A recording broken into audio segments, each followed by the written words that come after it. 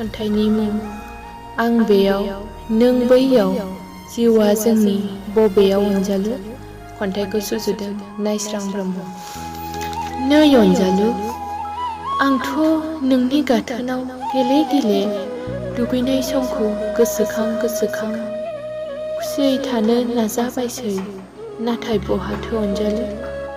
नोंनि आंनि गोजान जानांनाया आंखौथ' सोगाबमारबायसो माथो। सानफा थोलो सुबुंफोरजों थायै थायै नाजाबायबाय खुसियै बोजबनो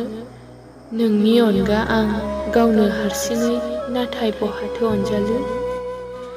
जेब्लानो हारसिं सिरियै थायो नागिरबायो गोसोनि सान्थौआव निजोम हरनि अख्रांनि हाथरखि नायदाव नायदाव गाबबाय बायो नोंनि आंनि आखाइ हमना थाबायलांनाय समायना बै बिबार बारि फारसेखौ अम्बासि गोसोआ आंनि दिनै। नै अनजालु गोसोआनो थोनासै माथो आंनि नोंजों जुदा जानो आरो हाबावगोन बेसे गोबाव बेबायदि नोंनि गोजान जाना थानो मानोना दाबोनो लिंबाय थायो आंनि गोसोआ गाबनायनि महर लाना नोंनि सेराव। नै अनजालु नों गोसोआव दङना जेबोला नों आंनि सेराव थाना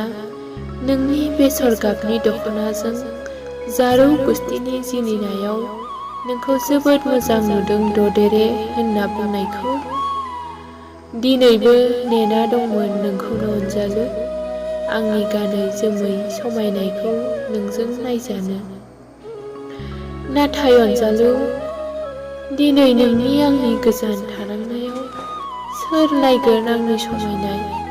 सोर बुंबावगोन नोंखौ जोबोद मोजां नुदों ददेरे होनना सोर सोंगोन अनजालु दिनै आं बेयाव नोंदि बैयाव जोंनि जिउआदि